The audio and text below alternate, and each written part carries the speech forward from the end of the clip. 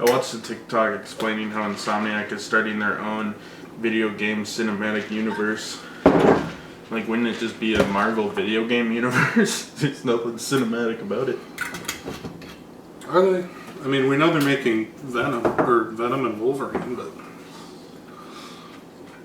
I mean, Wolverine, I guess, might cross over with Spider-Man at some point, but Venom's just a straight Spider-Man spin-off. Miles Morales was a Spider-Man spin-off. Doctor Strange, bro. The other two games have been Spider-Man spin-offs. Sony's not making another first-party game for the rest of the PS5's short lifespan because they're Sega Saturn and it. Yep. Imagine spending 3 years underprinting a console to drive up demand and then being surprised when the market crashes because of scalpers. The market crashes because of scalpers and the fact that people don't know that the PlayStation 5 isn't available yet, because I was under the impression they were still scarce, and I follow video games. Yeah. I mean, and then I just bought one from Best Buy, and they opened the floodgates. They sent a memo to stores that said we're no longer going to restrict how many you can put out of the multiple pallets of PS5s you have in the back. I worked for fulfillment at Target. That was 100%. I was the one with the keys to the PS5 pallets. There were 2 pallets of PS5s during the summer of, or the Christmas of launch. PS4? No, PS5s. Oh. Oh, yeah. I briefly ran a Target fulfillment. Yep. The summer of PS5's launch, or the winter, the Christmas holiday season of PS5's launch, and yeah, they were artificially making it scarce, and now they're like, okay, well, nobody bought it. Nobody wants to buy it because developers made them $1,000, killing our entire user base. Yeah. The thing is, the PS5 actually has more games than the PS4. The PS5's not largely, but the PS5 is a good console that they've already written off because it isn't selling as much as the PS4 did because nobody fucking Sony cares. is apparently talking about making another portable after they spiked the Vita for no reason. They're gonna make the PlayStation Switch, PS6. Anyways, what did we watch today? I just got fucking lemon vodka, my head hurts. Sting. Okay. Tonight we watched Madame Web, another Sony Pictures Spider-Man movie that can't use Tom Holland Spider-Man, so they just ignore the existence of Spider-Man, and this one is probably an Amazing Spider-Man sequel for a bad Sinister Six movie that'll exist at some point in the future. The timeline is confusing and unclear. This could very well be the prequel to Venom, the start of the Venom verse, or something. It's a prequel to something. Anyway, Connor, what is the plot of Madame Web? So Madame Web is Cassie Webb, whose mom is pregnant with her and goes to the Amazon to try to find the spider that bit Spider-Man. But this is 1973 and no one knows who Spider-Man is yet, but she finds the Spider-Man spider and she says, wow, this is the rare spider. And then there's a bunch of Peruvian villagers that are jumping around as Spider-Mans. And then this guy Ezekiel shoots her. Flash forward to 30 years later, and Dakota Johnson is now a 30-year-old woman who's a paramedic and a loner, and she starts seeing flashes of Spider-Man, evil Spider-Man killing these 3 teenage girls. And it turns out it's because that's Ezekiel who killed her mother, who hasn't aged a day in 30 years, which isn't explained. But he got Spider-Man powers from the very same spider that he killed her mom to get. So she starts having these flashes of forward in time, and she realizes that these 3 girls need to be saved from Ezekiel, who's the evil Spider-Man. And evil Spider-Man wants to kill these girls because he's having flash forwards to when they're 3 spider women, and they kill him. But Madame Web learns that she can change time with her visions, the visions are what would happen if she does not intervene with time. So she starts intervening with time to stop the visions and protect these 3 girls. And she steals a taxi that nobody checks up on, and she's able to free drive it around. No APB on this stolen taxi with severe cosmetic damage. She's just driving it around, no problem. And then she steals an ambulance, and she's driving around in the ambulance. And then Ezekiel finds them and chases them into a fireworks factory. And they fight Ezekiel, but thanks to the power of Pepsi Cola, they're saved by a falling Pepsi Cola thing. But then Madam Web relives an event where she got her powers when she almost drowns, because Madam Web falls and she almost drowns again. But this time she's paralyzed and somehow immediately goes blind to where her eyes are foggy, as if her vision had degraded slowly over 3 decades. But Ezekiel is now dead, and she lives in a clock tower with her 3 children she kidnapped. And she's like, one day you guys will be superheroes. And then she's in her wheelchair and she's floating around, and she's flying in front of a green screen in a red suit with those horse blockers that they give you at the dentist. And the other 3 are in shitty, cheap Spider-Man costumes. And she says, Madame Web 2 in theaters 2027. And then it cuts to black. And there's no end credits scene because the initial plan to tie it into one of the Spider-Man movies fell through when Sony realized that Amy Pascal did it again, and apparently you can't dictate an entire Sony Pictures studio through an iPad. But as the trailers before this movie remind you, they have another. But as the trailers before the movie remind you, Amy Pascal has a big year with 2 other Sony projects which don't have trailers yet, which are Craven and Venom 3. But they also showed in front of Madam Web the trailer for the new Sony Pictures movie, Ghostbusters: The Frozen World. So it's a big year for Sony. It's a big year for They're Amy. the only ones coming out of the writer's Amy strike Pascal is trying to personally lose Sony $1 billion this year. And it looks like she might succeed. So Aiden, what are your thoughts on Madame Web? Oh, Madame Web. Prequel, which I didn't even get into the Uncle Ben stuff and the birth of an unnamed baby. Wink. Little baby Peter Parker. Yeah. I mean, it follows in the lineage of the Sony Spider-Man movies that legally can't feature Spider-Man, or they probably can, but not the one that people know. The Sony's And so officially they'll, licensed Mockbuster universe. Yes, that's what it is. Sony's official universe of licensed Marvel Mockbusters.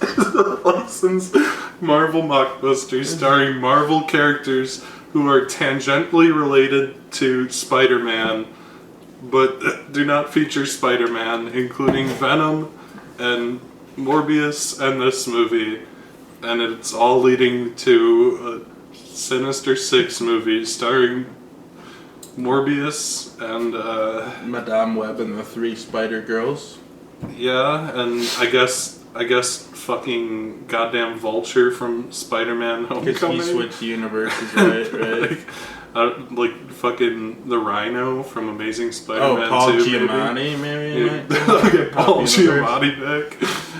Do you think one of these, like the end of Craven? Craven's like, whoa, I'm getting pulled into the multiverse to meet up with the other Sony characters of Marvel Heroes or whatever they call it.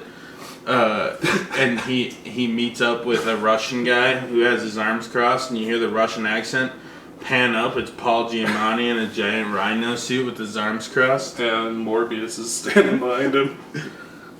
And then who walks out of the shadows? You hear a twisted laugh, and who comes out of the shadows, but Dane DeHaan. Dane DeHaan in shitty Green Goblin makeup, and they're like, "Whoa, you got like twisted up like the Green Goblin." He's like, "No, I just have a skin condition." Psoriasis. I have really bad psoriasis. Anyway, yeah,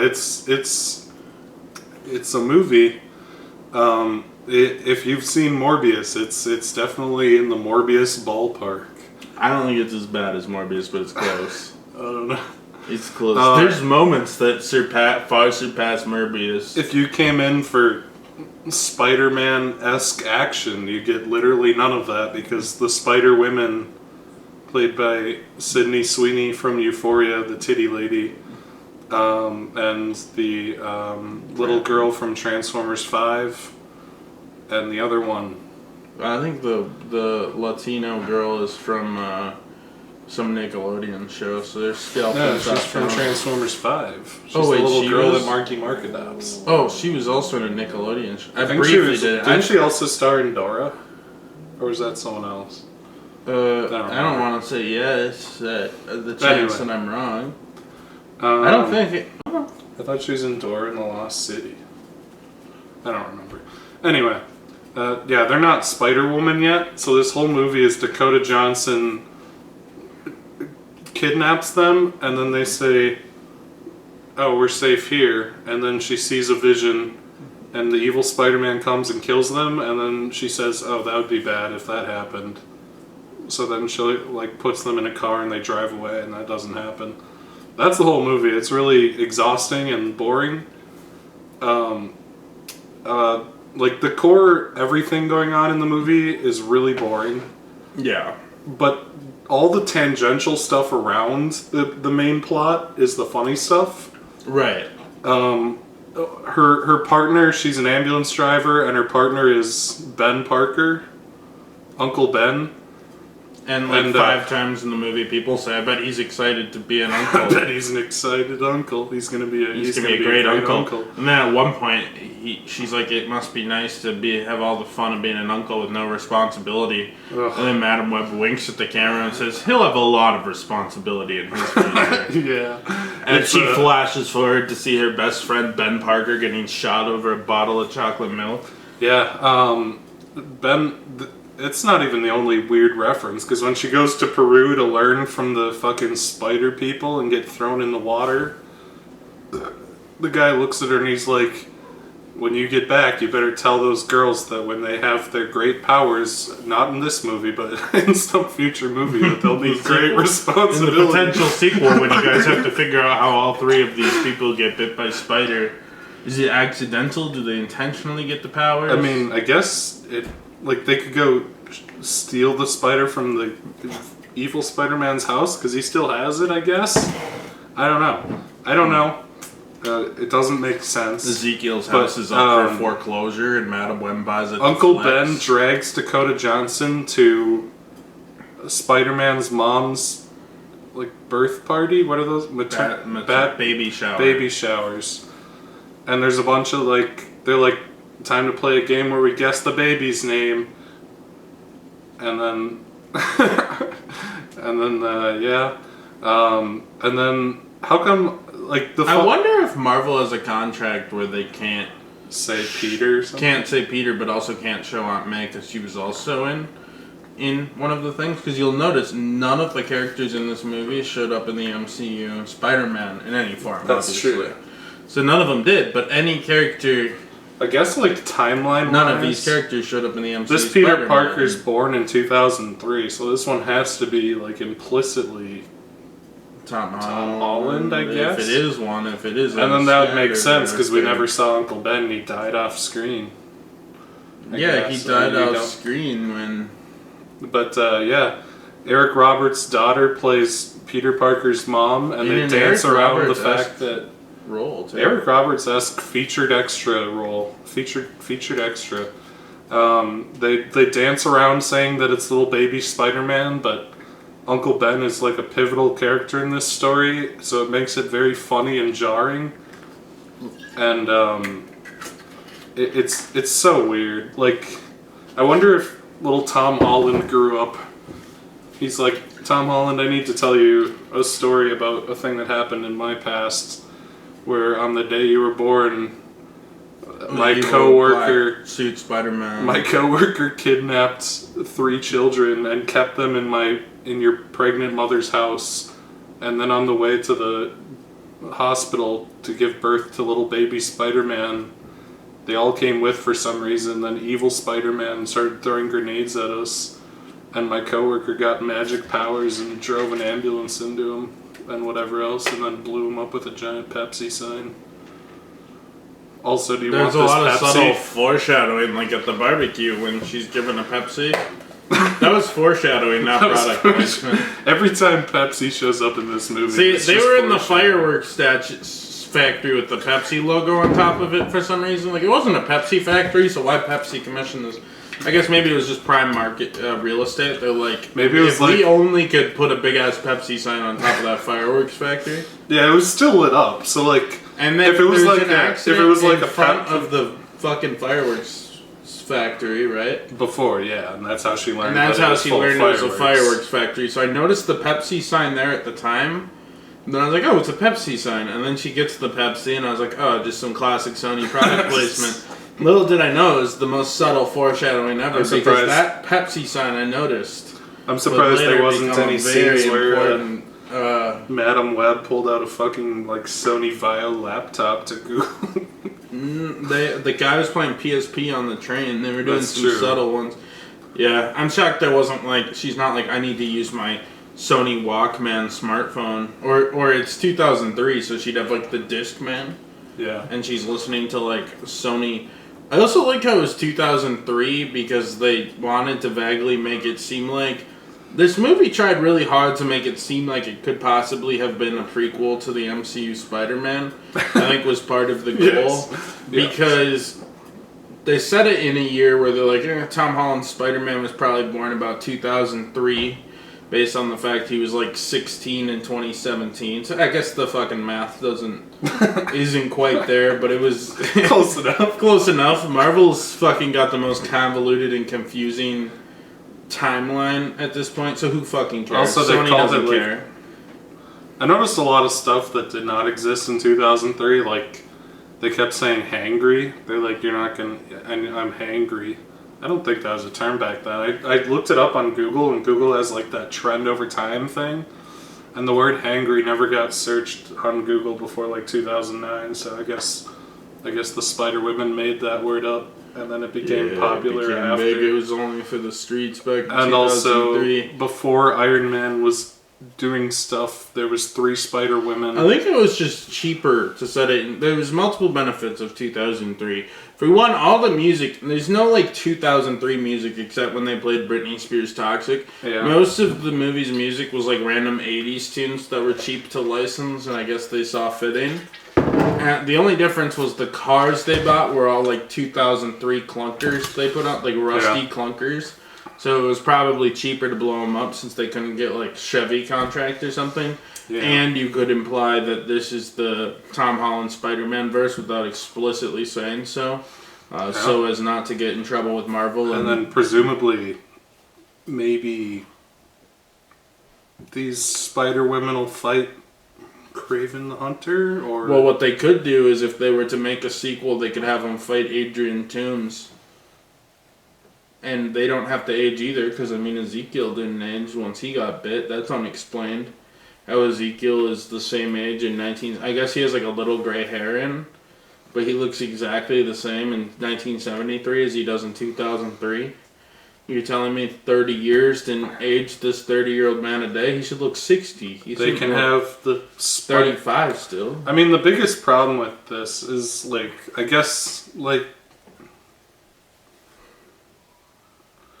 if they ever somehow the contract with Disney collapses and they bring Tom Holland in, then they have to like apply makeup to the Spider-Women to make them look older because it takes place in 2003. Well, I don't think Sony's signed any contracts yet because Spider-Man 4 hasn't happened. Or like they'll like go through a portal or something and just appear at the time that they need to be because this is a Sony movie. Yeah. That literally happened in the last one. Yeah, the main bulk of the movie is so boring and bad, and everything around it is just a fucking riot. And the last, 10 minutes of this movie is also a fucking riot. That final scene, especially where they're in the clock tower, is just, the most bizarre thing. Where it's we either couldn't afford to or thought it was really clever to not have them be Spider-Women, but also we need something for the trailer, so here's a 4-second montage of them being Spider-Women, and Madame Web is flying behind them, and they're in the clock tower telling bad Marvel jokes. And there's some other scenes. There's lots of Pepsi. And then what was the monologue at the crowd pleasing monologue where she's like, responsibility and power don't always fit hand in hand, but sometimes when you embrace them, that's when true power shows itself. Because it's not what you believe in; it's the magic of love. Yeah, and then it shows the Spider-Women also power pose. It's they're you see. She already told them that they're going to become Spider-Women. And then at the end, they're like, do you see our futures? And she's like, haha, yeah. And then it shows the montage of them. And she's like, someday there's going to be an elite team of powerful and responsible Spider-Women. There's some fucking gold in this movie. There's some cheesy. The gold in the movie is every scene that's out of place, cinematic universe building bullshit, and lore references is a fucking riot, basically. Oh, yeah. And the main bulk of the movie it puts Solo a Star Wars story to shame, bro. It does. It's more embarrassing than that scene in Solo where he reaches up and starts fondling the little gold dice. The gold dice that Disney made up for some reason. Just so that in The Last Jedi, it's less confusing when Leia says, Han gave me his lucky fuzzy dice, and then Luke does a little thing like the lucky dice even appeared in Star Wars. They couldn't have even just picked an unmentioned object in Star Wars, or be like it's his blaster or something. It's the Han's bullshit lucky dice that they're trying to gaslight us into believing existed. What, you don't remember those? I'm surprised they haven't gone through and digitally edited them into the scenes of the Millennium Just Falcon. wait, bro. Just wait, because they're releasing. They're gonna start George Lucasing it. Maybe, if it makes sense. Din Djarin and Baby Yoda. They're walking through Tatooine and Din Djarin has Baby Yoda under his arm. They're like, the timeline doesn't really make sense, but whatever. Din Djarin. Luke pats Baby Yoda on the head and says, one day you'll be a great Jedi, and kisses him on the head. And then he's like, so who's my father? I thought you were old Ben. He doesn't even know. He doesn't know what the Jedi are. You know what they're going to have to do? During the cantina scene, it's going to be like, do, and then it cuts to the guy who looks like the devil, and then it cuts to Ahsoka taking a shot. She winks at the camera. Switches to the Star Wars song, then she starts waving around her white lightsabers. Anyway, Connor, what'd you think of Madame Web? I'll start with the good. The movie is shot pretty well. It's shot by the guy who did Spider-Man No Way Home, and you're like, oh, they picked this guy because he could do the 3 Spider-Women action. But when the 3 Spider-Women action doesn't come, you question why they hired him. Other than he probably just has a contract with Sony Pictures where they're like, evil Spider-Woman, we'll pay you a lot of money to do this, and you'll just have to do one other quick little side Spider-Man movie, not much. And he's like, okay, I guess you think that what do I got going on? No, I checked his filmography. They got him for this for some reason, and then he. Then, I don't know who the editor was, but they had this movie edited like fucking garbage. So pretty much all the good shot composition and superhero action that he's actually pretty good at capturing went out the window. But it was the thought that counted. That's about my only pro for the movie. Yeah, I just realized. Like, the action scenes are actually fairly well set up, like the Pepsi sign. But then the actual action scene is, duck! And then they duck, and then she goes, a duck. Duck! I see the future. Duck. And Ezekiel never, despite Ezekiel having like a spider sense and spider powers, he never catches on. He's a huge fucking idiot. He's a huge fucking idiot. And he just gets hit by everything. Fucking Madam Web will throw a rock at him and he'll just take it to the face. Huh? Huge fucking idiot. I just realized that this is just really bad cape shit Final Destination. Yeah. Yeah. No, I don't think that. I can't believe it took you that long to realize. That didn't occur to me. She's like, I see a vision. You have to duck now, but no one dies. Madam Web can save them. There's no consequences to it. Maybe that'll be a sequel thing where she starts saving people, but then they start dying. I doubt it, because there won't be a sequel. Or any mention of this movie. You know what this is? This is the New Mutants. It's like, pick a character. Let's put together 4 characters that have appeared in a handful of comics as supporting characters, but never have been able to support the weight of their own comic series. And then let's throw $100 million at it. This is the New Mutants. And wish for the best. This movie, not gonna turn out. Because how big Sydney Sweeney has gotten in the last like 6 years, Oh, she's big, 6 months, and how big, and the fact that Dakota Johnson acts like the movie was shot 7 years ago, you think the movie's old. And in fairness, my brain mixes this production up because it went from we're making an Aunt May solo movie in 2013 to eventually in like 2015 they said. Madam Web secretly got slotted over it, and then nobody talked about it. And then, like, 3 months ago, a trailer for Madam Web came out, and I said they did announce that many, many years ago. So I have it all kind of mixed together in my mind, but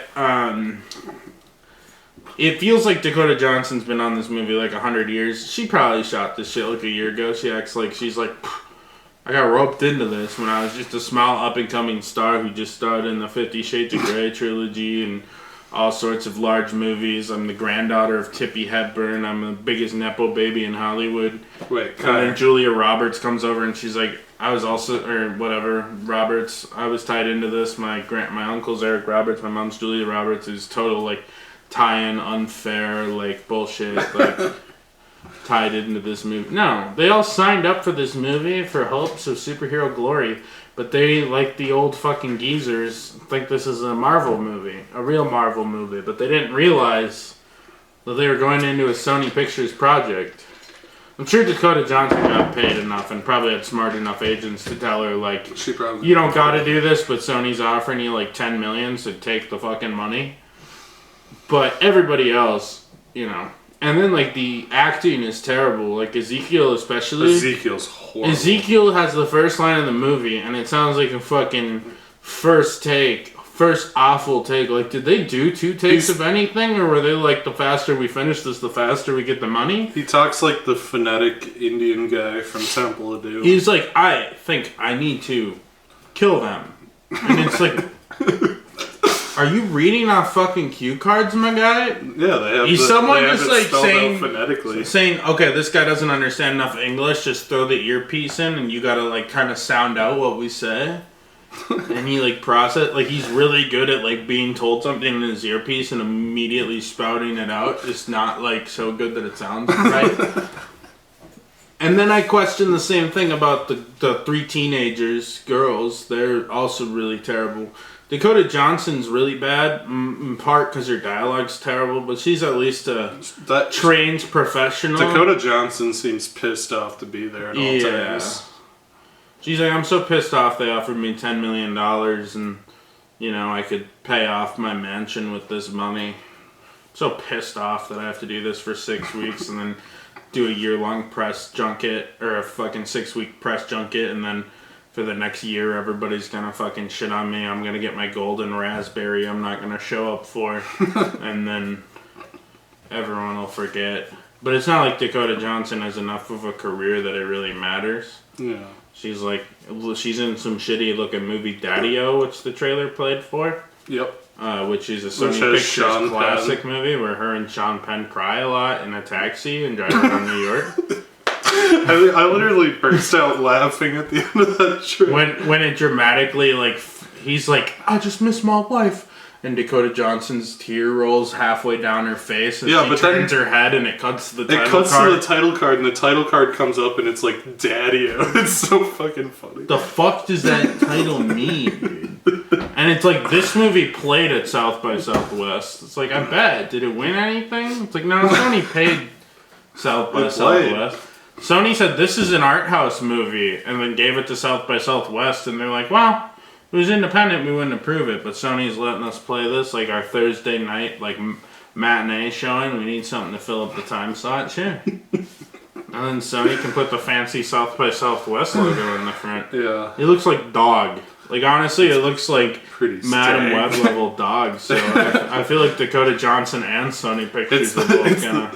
Actually, there's no shot we reviewed Daddy-O for this channel, but it was a hilarious... Sony Pictures of Art House, man. Sony Pictures Classics occasionally has good stuff because Amy Pascal is just like, let them do whatever. Get us some awards. Which also means when the shitty art house happens, and there's no such thing. Like, shitty art house is so much worse than, like, a shitty Marvel mockbuster. Because then you end up with something, like, mockbuster. pretentious and obnoxious. Pretentious, obnoxious, and no one wants to watch it. This movie's not pretentious. It just seems like it was written in, like, 45 minutes on a fucking napkin at a diner and then presented to Amy Pascal. Amy Pascal's like, we've really been sitting on that Aunt May idea. And they're like, you changed it to Madam Web after you browsed Marvel Wiki on your iPad for a couple hours. She's like, it's kind of fun going down the rabbit holes of these nerdy little shit things that we have. I do like that Amy Pascal just sometimes stumbles into gold, you know? Like, someone came to her and said, we're gonna make a new Blade Runner, and it has Ryan Gosling, and the guy who's making it just wants to be able to do whatever. And Amy Pascal said, okay, sent from my iPad, and it happened. Blade Runner, is that old movie? And they're like, yes, there was one in the 80s. Is that old movie sent from my iPad? Yes, there was one in the 80s. Thumbs up emoji sent from my iPad. And then the producer checks his bank account, and there's a $200 million budget in there. Yeah. Approved transfer sent from my iPad. Budget approved. Emoji. They're like emoji movies, and she's like, "Oh, that's fun." Thumbs up emoji sent from my iPad. Sometimes it works for me. Aunt May movie 10 years ago. Thumbs up sent from my iPad, and they're like, "Okay, I guess now we have to make that." Which was Aunt the worst idea? We kind of pitched it. I know this is a little off topic, but which is the worst idea? Aunt May's solo cape shit movie, or Hunchback at Notre Dame solo cape shit movie?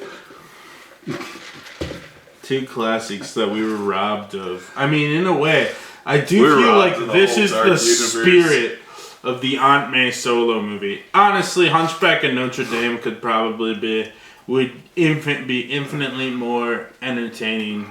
Equally sell-outy, though. I think so both of them sad that we lost out on the Dark Universe. Everything about the Dark Universe, man. That first cast photo of people who were never in the Dark Universe movie. They're like, we'll pay you $1 million to sit here. Are you interested in maybe doing one of our movies? Okay, sure. Then they're like, sit down. And all of a sudden, they each take a picture in front of a green screen. It's combined. After 45 minutes of Photoshop. Johnny Depp standing behind Angelina Jolie. And they're like, you got 45 minutes to make the best damn most hype cast photo ever. And the poor intern is like every couple minutes he's getting a call on his work phone. He's like, hello. And he's like, this is the CEO of Universal speaking. 23 minutes and you're fired if you don't have something good. He's like, I will blacklist you. I fucking own you. I'll Harvey Weinstein your ass so hard. if you don't just finish the fucking cast photo, he's like, I'm really trying, sir. Like, I literally have to chroma key out these backgrounds and put it up. Paintbrush, paint bucket, black background, chroma key. That's 25 files of the most popular celebrities of the 80s and 90s that he has to chroma key the background out of. Color correct to make it seem like they're in the same room. Control V. He's like, I don't have time to make good placements. I just gotta throw them in there. Johnny Depp, Angelina Jolie. Yeah. And then we were robbed. They're like, this is a $50 million picture right here. We were robbed. We paid $50 million. I think Amy Pascal has it over her desk. Not Amy Pascal, whoever the fucking Universal president is who paid $50 million. It was like really nice photos sent from my iPad. I bought cheaper Picassos sent from my iPad.